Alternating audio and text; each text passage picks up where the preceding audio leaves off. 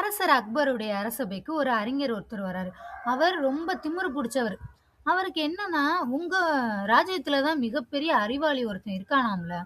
அவன என் முன்னாடி வர சொல்லுங்க. நான் கேட்கிற கேள்விக்கெல்லாம் அவர் பதில் சொன்னா தான் அவர் பெரிய அறிவாளின்னு நான் ஒத்துக்குருவேன்." அப்படின்னு சொல்றாரு. இத கேட்ட அரசபையில இருந்த எல்லாரும் அமைதியாயிட்டாங்க. பீர்பாலும் வந்துட்டாரு. அப்ப சொல்றாங்க, "உலகில பூமியோட மைய பகுதி எது? அது உங்க அறிவாளியால சொல்ல முடியுமா? 2வது கேள்வி, எவ்வளவு நட்சத்திரங்கள் இருக்குன்னு எனக்கு எண்ணி சொல்லணும்.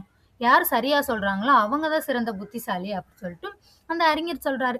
இத கேட்டதும் அரசவையில இருந்த எல்லாரும் பயங்கரமா, அது இது எப்படி முடியும்? அது எப்படி முடியும்? பீர்பாலால எப்படி இத சமாளிக்க போறாருன்னு தெரியலையேன்னு ஏகப்பட்ட குழப்பங்கள் ஓடிக்கிட்டு இருக்கு.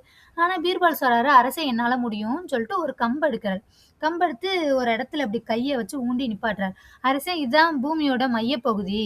நான் சொல்றது தப்பு அப்படின்னா, பூமிய சுத்தி அளந்து பார்த்துட்டு, சரி சரியா தவறான்னு அவங்க சொல்லணும்.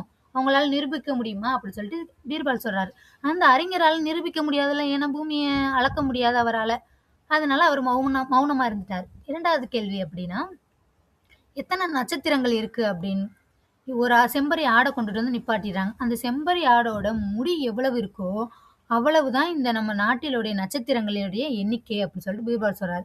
இதுல உங்களுக்கு சந்தேகம் இருந்துச்சுன்னா, எண்ணி பார்த்து சரி பார்க்க வேண்டியது தானே அப்படின்னு சொல்றாரு. அந்த அறிஞர் என்ன பேசுறது அப்படின்னு சொல்லிட்டு தன்னுடைய தவற உணர்ந்து நம்ம தோத்துட்டோம் அப்படின்னு சொல்லிட்டு அந்த சபையில இருந்து வெளியே கிளம்பி போயிறாரு. அரசர் மறுபடியும் பீர்பால புகழ்ந்து பாராட்டுறார். "பரவால்ல, உன்னுடைய அறிவுபூர்வத்த நான் இன்னும் இன்னும் வியக்கிறேன்" அப்படி சொல்றாரு. இந்த கதையின் விளக்கம்: அறிவுபூர்வமாக சிந்தித்தால் பதில் சொல்ல முடியாத கேள்விகளுக்கும் சாமர்த்தியமாக பதில் சொல்ல முடியும் அப்படின்னு சொல்றாங்க.